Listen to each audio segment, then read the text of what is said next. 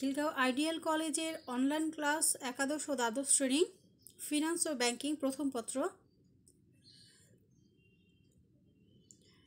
একাদশ ও দ্বাদশ শ্রেণীর সকল শিক্ষার্থীকে জানাই আন্তরিক শুভেচ্ছা ও ভালোবাসা। সবাইকে আসসালামু আলাইকুম। কেমন আছেন সবাই? আশা করছি সবাই আল্লাহর রহমতে ভালো আছেন। আলহামদুলিল্লাহ, আমিও ভালো আছি। প্রিয় শিক্ষার্থীরা, আজকে আমি আপনাদেরকে অর্থায়নের সূচনা, প্রথম যে অধ্যায়টা আছে অর্থায়নের সূচনা, সেটা সম্পর্কে একটু আলোচনা করব, একটু ধারণা দিব। শিক্ষার্থীরা, অর্থায়নের ধারণা, প্রথমে আছে অর্থায়নের ধারণা, মানে অর্থায়ন বলতে কি বুঝো?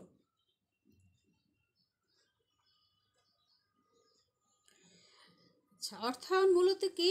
অর্থ ও তহবিল সংগ্রহে ও ব্যবস্থাপনা নিয়ে কাজ করে। অর্থকে বলা হয় কি? ব্যবসায়ের জীবনী শক্তি। একটা ব্যবসা পরিচালনা করতে গেলে কি পরিমাণ মূলধন প্রয়োজন, কোন কোন উৎস থেকে সেই মূলধন সংগ্রহ করতে হবে এবং কিভাবে সেটা বিনিয়োগ করলে ব্যবসায়ে সর্বোচ্চ মুনাফা হবে, সে সকল বিষয়ের পরিকল্পনা প্রণয়ন ও বাস্তবায়ন কাজকেই অর্থায়ন বলে। শিক্ষার্থীরা, বোঝা গেছে?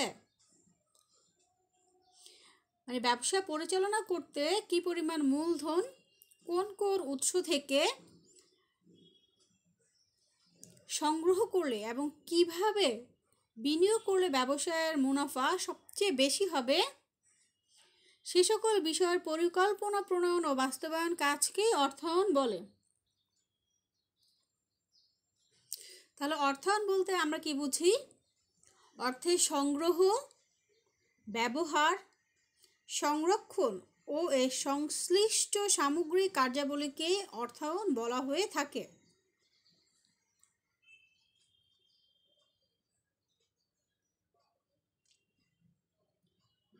অর্থায়ন বলতে আমরা কি বুঝি? অর্থের সংগ্রহ, ব্যবহার, সংরক্ষণ ও এর সংশ্লিষ্ট সামগ্রিক কার্যাবলীকে অর্থায়ন বলা হয়ে থাকে।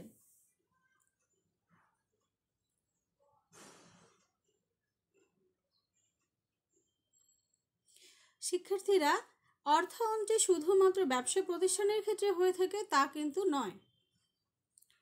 এটা আমাদের পারিবারিক জীবনে যেমন দরকার, সেরকম সরকারি, বেসরকারি, ব্যবসায়িক, অব্যবসায়িক বিভিন্ন প্রতিষ্ঠানের ক্ষেত্রেও অর্থায়নের যথাযথ ব্যবহার নিশ্চিত করার লক্ষ্যে, অর্থের যথাযথ ব্যবহার নিশ্চিত করার লক্ষ্যে এই অর্থায়ন সম্পর্কে আমাদেরকে সুষ্ঠু জ্ঞান থাকা অবশ্যই জরুরি।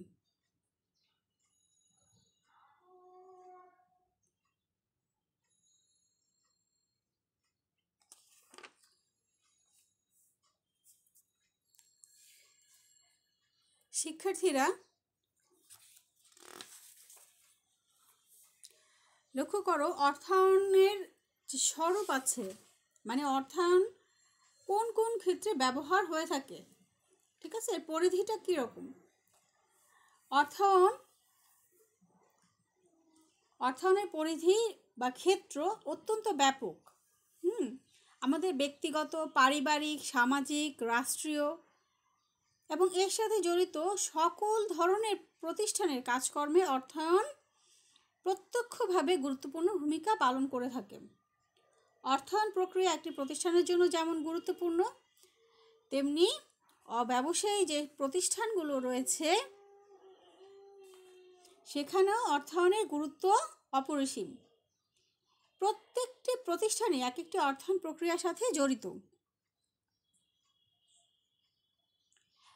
তো আমরা এই যে অর্থায়ন যে কোন কোন ক্ষেত্রে পরিধিটা কীরকম হয়ে থাকে একটু লক্ষ্য করেন।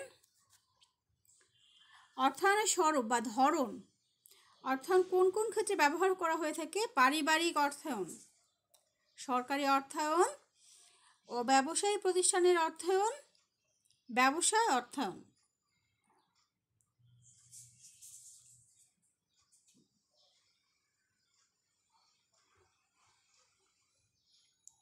শিক্ষার্থীরা, পারিবারিক অর্থায়নটা কি একটু লক্ষ্য করেন।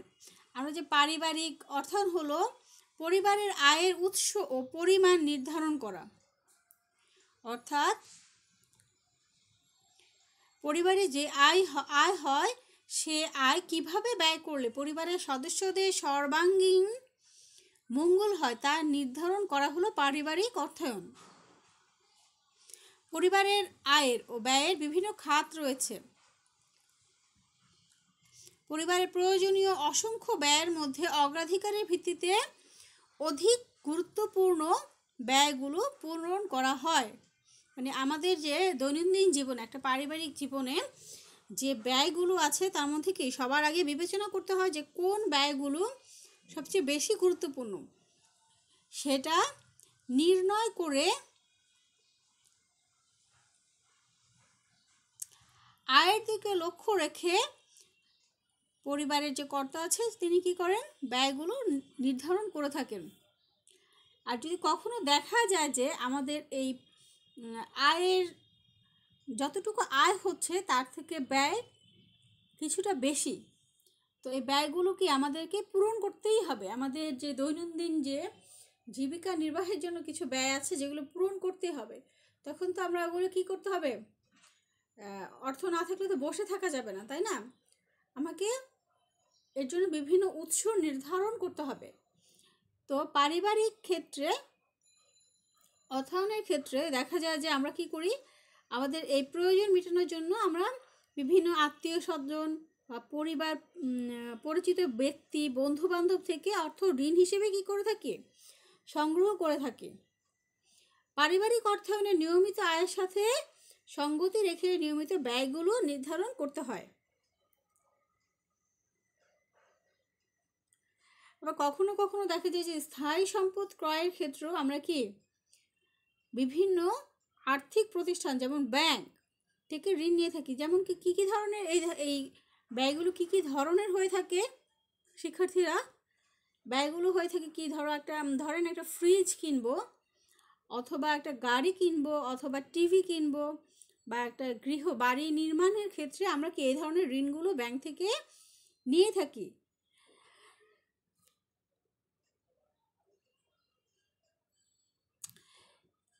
শুধু তো আমাদের ব্যয় করলেই হবে না, এক্ষেত্রে আমাদের কি সংগৃহীত তহবিল যদি সীমাবদ্ধ হয় তখন কি আমাদের কি এর ব্যবহারটা উপযুক্ত ব্যবহারটা নিশ্চিত করতে হবে। পরিবারের সংগৃহীত তহবিল প্রয়োজনীয় ব্যয়ের তুলনায় বেশি হয়, তবে সেটা ভবিষ্যতে ব্যবহারের জন্য সঞ্চয় বা অন্য কোনো সম্পদে বিনিয়োগও করা হয়ে থাকে। ঠিক আছে, সে বিনিয়োগগুলোকে যে স্থায়ী সম্পদ যেমন গৃহ নির্মাণ, গাড়ি, ফ্রিজ, টিভি ইত্যাদি ক্রয়ের ক্ষেত্রে আমরা বিভিন্ন উৎস থেকে তহবিল সংগ্রহ করে থাকি। এটা হলো পারিবারিক অর্থায়ন। শিক্ষার্থীরা এর পরে রয়েছে, লক্ষ্য করেন, সরকারি অর্থায়ন। সরকারি অর্থায়ন বলতে সরকারের বার্ষিক ব্যয় কোন কোন খাতে কি পরিমাণে হবে এবং সেই অর্থ কোন কোন উৎস হতে সংগ্রহ করা হবে তা নির্ধারণ করাকে বোঝায়। সরকারি অর্থায়নে সরকারের প্রেক্ষাপটে তার বার্ষিক ব্যয় কোন কোন খাতে কি পরিমাণে হবে এবং সেই অর্থ কোন কোন উৎস থেকে সংগ্রহ করা হবে তা আলোচনা করা হয়। সরকারেরও কি বিভিন্ন আয়ের উৎস রয়েছে এবং ব্যয়েরও বিভিন্ন খাত রয়েছে। সরকারি অর্থায়নে প্রথমে ব্যয়ের পরিমাণ নির্ধারণ করে সে অনুযায়ী তহবিল সংগ্রহ করা হয়। সরকারি অর্থায়নের ক্ষেত্রে কি প্রথমে ব্যয়ের খাতগুলো কোন কোন খাতে ব্যয় করা হবে তার সেটা পরিমাণ নির্ণয় করা হয়, এরপরে সেই অনুযায়ী তহবিল সংগ্রহ করা হয়, তহবিল সংগ্রহ করা হয়ে থাকে। সরকারি অর্থায়নে সরকারের বিভিন্ন আয়ের ও ব্যয়ের খাত বাজেটের মাধ্যমে তুলে ধরা হয়। সরকারি অর্থায়নে কি বিভিন্ন আয়ের ও ব্যয়ের খাতগুলো বাজেটের মাধ্যমে তুলে ধরা হয়। সরকারি অর্থায়নের ব্যয় আয় অপেক্ষা বেশি। সরকারি যে অর্থায়নটা সেখানে লক্ষ্য করে দেখা যায় যে আয় থেকে ব্যয় বেশি হয়ে থাকে। তখন এই যে ব্যয় বেশি হয়ে থাকে, আয় থেকে ব্যয় বেশি হয়, এটাকে বলে ঘাটতি বাজেট বলা হয়। আবার সরকারি অর্থায়নে আয় বা ব্যয় অপেক্ষা বেশি হতে পারে, তখন তাকে উদ্বৃত্ত বাজেট বলে। যদি আয়টা ব্যয় থেকে বেশি হয় তখন বলা হয় উদ্বৃত্ত বাজেট, আর যখন আয় থেকে ব্যয় বেশি হয় তখন বলা হয় ঘাটতি বাজেট। এরপরে আমরা সবাই জানি যে সরকারি অর্থায়নের মূল লক্ষ্যটা কি? সমাজ কল্যাণ। সমাজ কল্যাণ হলো সরকারি অর্থায়নের মূল লক্ষ্য। প্রিয় শিক্ষার্থীরা, এই যে সরকারি অর্থায়ন, এক্ষেত্রে দেখা যায় যে সরকার দেশের সার্বিক উন্নয়নে অনেক খাতসমূহ অর্থ ব্যয় করে থাকে। সেগুলো কি? রাস্তাঘাট, সেতু নির্মাণ, সরকারি শিক্ষা প্রতিষ্ঠান, সরকারি হাসপাতাল নির্মাণ, আইন শৃঙ্খলা ও প্রতিরক্ষা, সামাজিক অবকাঠামো ইত্যাদি। এই ব্যয় নির্বাহের জন্য সরকারকে বিভিন্ন উৎস হতে অর্থ সংগ্রহ করতে হয়। তো সরকার কোন কোন খাত থেকে আয় করে থাকে প্রিয় শিক্ষার্থীরা একটু লক্ষ্য করুন। সরকার আয় করে থাকে হলো আয়কর, মূল্য সংযোজন কর, আমদানি শুল্ক, রপ্তানি শুল্ক, সঞ্চয়পত্র, প্রাইজ বন্ড ও ট্রেজারি বিল ইত্যাদি বিক্রয়ের মাধ্যমে। সরকারের আয়ের খাতগুলো কোন কোন ক্ষেত্র থেকে সরকারি আয় হয়ে থাকে? প্রথমে হচ্ছে কি? আয়কর, তারপরে কি?